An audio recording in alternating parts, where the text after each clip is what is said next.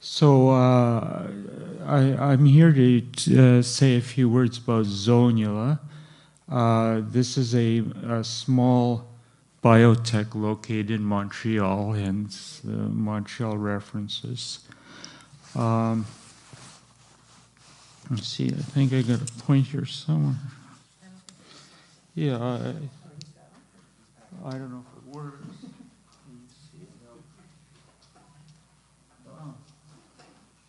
Oh, there we go. Okay.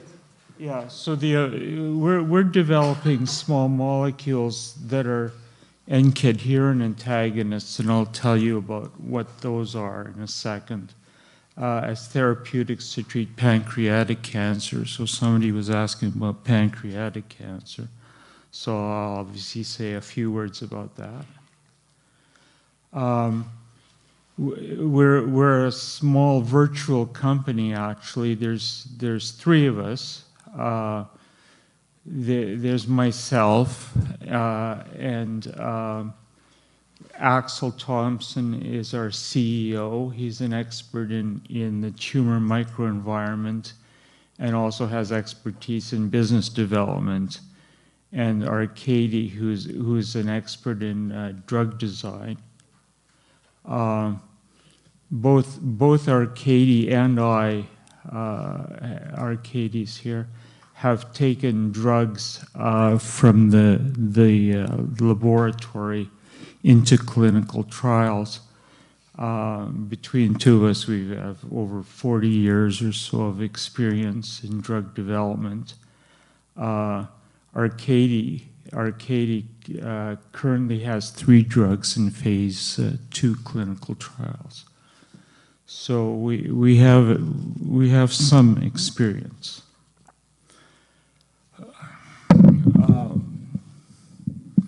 All right, N-Cadherin and cell adhesion. Well, obviously cell adhesion is a fundamental biological property. But what people don't realize is that if you can manipulate cell adhesion, in other words, how cells stick to each other, you can also control a lot of diseases and treat a lot of diseases. So I've given 2 here, cancer and arthritis. N-Cadherin is one of many adhesion molecules displayed on the surface of cells. You can think of it as a biological glue. After all, that's what they are. And it's been shown in the literature that inhibitors of N-Cadherin function can modulate a lot of biological processes such as metastasis, angiogenesis, and apoptosis. And as our company has shown, if you target N-Cadherin, you can affect tumor cells directly, as well as the cells in the tumor microenvironment. And these cells, the fibroblasts and the endothelial cells, the tumor blood vessels, they also display N-Cadherin. Okay, how does N-Cadherin work? N-Cadherin on the surface of one cell binds to an identical cadherin on the surface of an adjacent cell. So this is referred to as homophilic interaction. The active sites are known and the key amino acids are known. Our small molecules fit into the binding sites and prevent the cadherins from interacting. So thereby preventing cell adhesion, but also they can disrupt cell adhesion. I wanted to point out that the interaction between cadherins is relatively weak. It's in the micromolar range. This is very different than the affinities that hormones display towards their receptors, which can be down to the picomolar range. So these are very weak interactions. We filed patents, obviously, to protect the intellectual property and the compounds. relatively recently, 2018. So the IP is quite young and has a long way to run. We're treating pancreatic cancer. The thing about pancreatic cancer is there's no good treatments for it. So if you are unfortunate enough to have pancreatic cancer, your chances of survival once you hit stage 4 is 1% after 5 years. In 2014, there were about 250,000 people living with the disease, and the drug sales were in the U.S. alone were up around $500 million. Okay, so this is just showing you staining for N-Cadherin. The brown color is N-Cadherin, so this is a tumor biopsy. And you can see the N-Cadherin staining on the surface of the tumor cells. Okay, why is pancreatic cancer so hard to treat? It's because most of the tumor is not composed of the cancer cells. About 90% of the tumor is composed of the stroma, the surrounding the fibroblasts, blood vessels, what have you. So very little of the pancreatic cancer is the cancer cells. Now the major type of cell in the stroma is called the cancer-associated fibroblasts, and they protect the cancer cells from attack by the immune system, and they also nurture the cancer cells. They also act as a barrier to prevent the penetration of drugs into the tumor to attack the tumor cells. So there's a natural barrier there that makes it very hard to get a drug into the cancer cells. Now our antagonist, one of them kills the fibroblasts,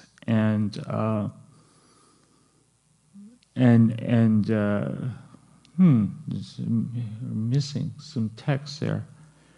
And our data suggests that these antagonists can be used to treat pancreatic cancer. Okay, so just look at the top here. So this is now, I'll show you some data of the cells in a dish. So this is in vitro, not in the animal. So you have a control monolayer of pancreatic cancer cells, and the dark spots are the nuclei of the cells. So you're looking at the cells plated down on a glass cover slip. And if you treat these cells with one of our small molecules, after 24 hours, you can see that the cells are all dead. So they're all gone. So our compound does kill the tumor cells. Our compound also kills the fibroblasts. These are a few different antagonists that we have, and the EC50 values. So these are actual human cancer-associated fibroblasts, and you see the EC50s are in the micromolar range. And then the compounds prevent aggregate formation. So here we're looking at fibroblasts and their ability to stick to each other and form cell aggregates. So you can see the aggregates. And if you add our compound, it blocks the adhesion of the fibroblasts and aggregate formation. Okay. Now, the most amazing effect that I find is the effects of our compounds on endothelial cells. So these are the cells that make up the blood vessels. And if you add our compound, so these are monolayers of endothelial cells, primary endothelial cells.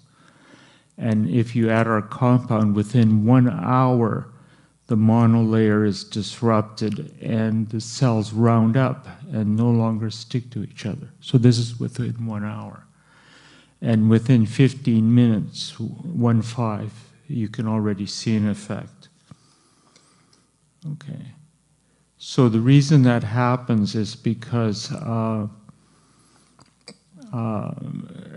this is a diagram of N-Cadherin, is because N-Cadherin has a cytoplasmic domain which interacts indirectly with the microfilaments of the cytoskeleton via a bunch of linker proteins called catenins. And if you don't have adhesion, this interaction is disrupted and the microfilaments become disorganized. So here's a pretty picture of that. The blue are nuclei of cells, and the green color are the stress fibers, the microfilaments. So this is a monolayer of endothelial cells, and you can see nice stress fibers. But if you give our compound within an hour, as I said, the cells, adhesion is disrupted. The cells become rounded and the cytoskeleton becomes totally disrupted. So our compounds have good chemical properties. You can take them orally, which is great. So that means that there's the potential for developing a pill that you can just take orally, so the patient doesn't have to come into the hospital and get injected. And we can get high levels in the blood.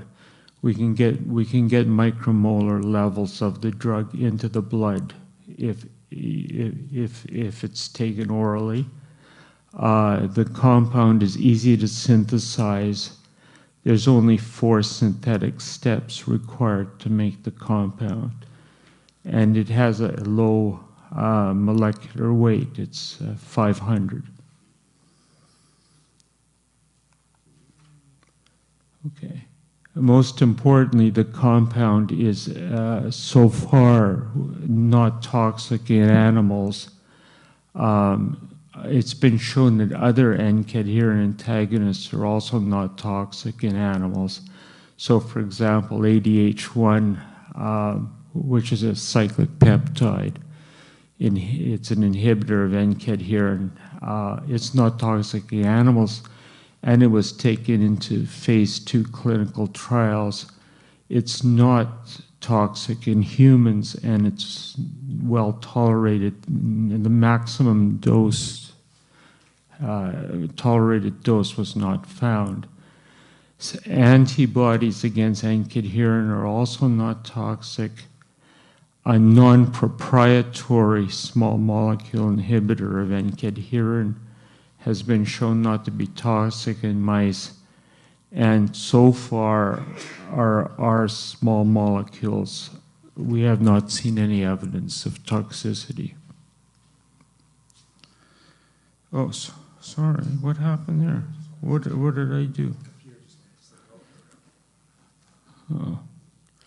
Okay, now you might say, well, that doesn't make any sense. If the endothelial cells express N-Cadherin, why doesn't it kill the animals? Well, it's because the tumor blood vessels are different than normal blood vessels. So this is a highly schematic diagram of a normal blood vessel showing endothelial cells sticking to each other. So in mature blood vessels, they use a particular cadherin called VE cadherin to stick to each other. And the endothelial cells use N-Cadherin to stick to the stromal cells called pericytes. Whereas in tumor microvessels, the adhesion is very poor, and the interaction between the endothelial cells is very weak, and with the pericytes is very weak. So these tumor blood vessels are predisposed to attack by the antagonists. So it's possible to find a concentration where you'll affect the tumor blood vessels, but not the normal blood vessels. And there's biochemical reasons for the fragility, and it has mostly to do with VEGF. Tumor endothelial cells have 1,000 times higher number of VEGF receptors than normal endothelial cells. And also there's reduced contact with the parasites. So again, if you look at the relationship between the endothelial cells and the parasites, what you find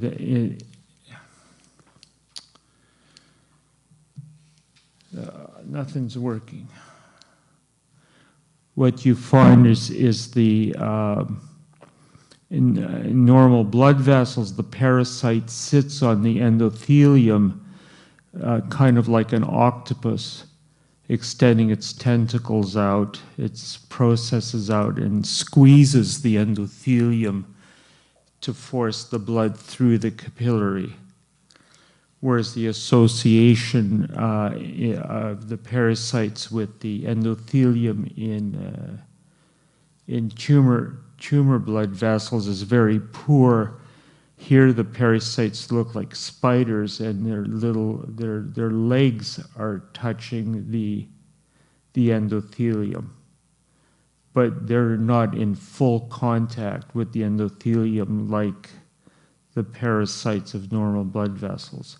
So this is the basis for the lack of toxicity of our compounds.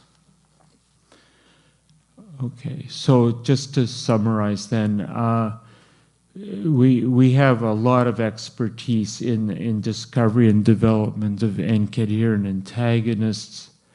Our antagonists target multiple cell types within the tumors.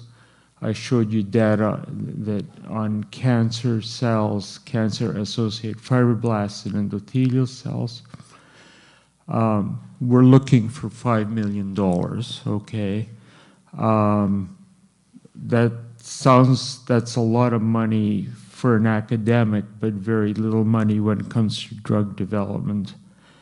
We feel that $5 million should be sufficient for us to take the lead compound to the point where we are ready to file an IND.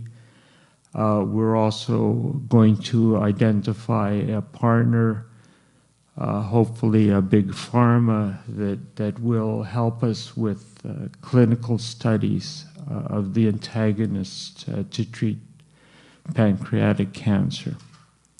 Thank you.